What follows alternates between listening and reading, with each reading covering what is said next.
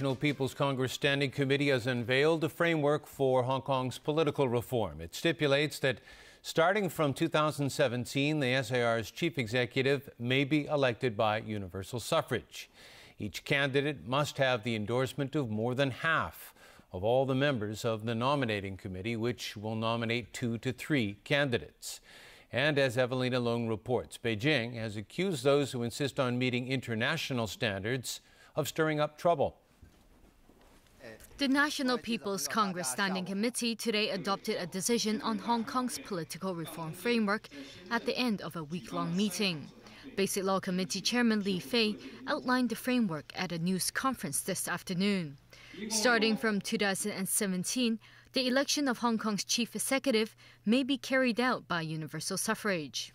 The number of members, composition and formation method of the nominating committee will be modeled after the current election committee. The nominating committee shall nominate 2 to 3 candidates. Each candidate must have the endorsement of more than half of all members of the nominating committee. All eligible voters will have the right to vote in the CE election. And lastly, the CE-elect will have to be appointed by the Central People's Government. If Hong Kong is unable to adopt universal suffrage for selecting the chief executive in accordance with legal procedures, the method used for the preceding term shall continue to apply. No changes will be made to the formation method and voting procedure for the 2016 Legislative Council election. Li Fei said he hopes today's decision will clear up any misconceptions about the Basic Law. He stressed that the chief executive must be someone who loves the country and Hong Kong to ensure the SAR's long-term prosperity and stability, as well as to protect the country's sovereignty, security and development interests. Li stressed civic nomination of CE candidates does not comply with the Basic Law. He also said there's no set international standards in implementing universal suffrage. He accused some people of trying to turn their own views and opinions into the so-called international standards to mislead the public. The Basic Law Committee chairman hopes today's announcement will put discussions back onto the right track. NPC Standing Committee member Rita Fan called on the Pan-Democrats to think carefully before taking any action.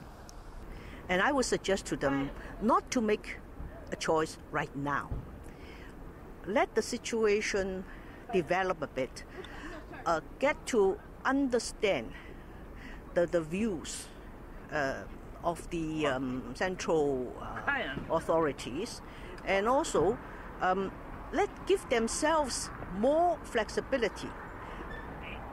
Hear what the people of Hong Kong are saying. Not just their Evelina Leung, TVB News. But the whole. Chief Executive Leung Chun-ying called today's decision by the NPC Standing Committee a major step forward in Hong Kong. He warned against the failure to move forward, which would affect the city's prosperity. If we are willing, the majority of Hong Kong people, and that is some 5 million eligible voters, will no longer be bystanders in the next CE election. We will all be able to vote for the CE in 2017 through one person, one vote at the polling stations. The decision of the NPCSC today is not the final step. To put the decision into implementation, we need to obtain a 2/3 majority support from all members of the electorate. Failing that, we would have no choice but to revert to the status quo for the 1,200 members election committee to select the CE. And our 5 million Hong Kong people will be deprived of the voting right that they would otherwise be entitled.